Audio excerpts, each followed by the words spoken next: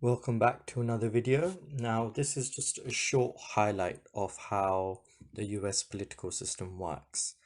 Now, the electoral system in the US is quite different to the one in the UK.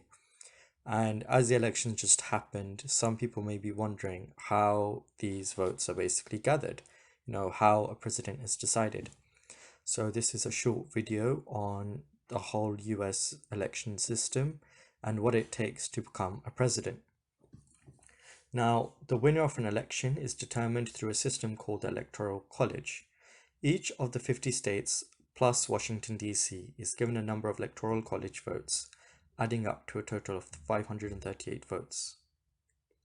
More populous states get more Electoral College votes than the smaller ones, so essentially it comes down to the amount of people you have in each state, hence the smaller states having fewer votes. A candidate would need 270 Electoral College votes to win the election. So essentially that's half of the Electoral College votes plus one.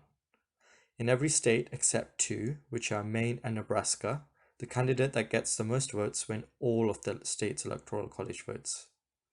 Due to the rules, a candidate can win the election without getting the most votes at the national level. This happened at the last election, in which Donald Trump won a majority of the Electoral College votes. So in 2016, although more people voted for Hillary Clinton across the US. These are then reported on a page by the Associated Press. The Associated Press is called a winner in a state when they determine the trailing candidate has no path to victory.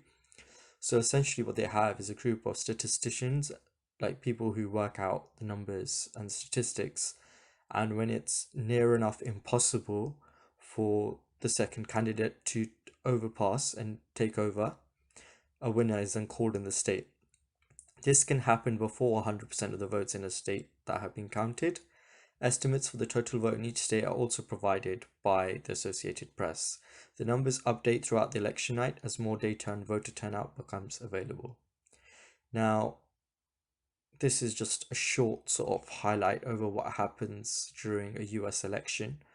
Over the coming weeks, I'll be providing highlights over the 2020 election, giving insight as to what's happened. So, possible policies that could have impacted the election, possible turnout, the sort of people, the demographics of the vote as we get more information. Obviously, we still have some states to declare, and at the moment, it's 7th of November, and Biden has 279 electoral college votes, whilst Trump has 214.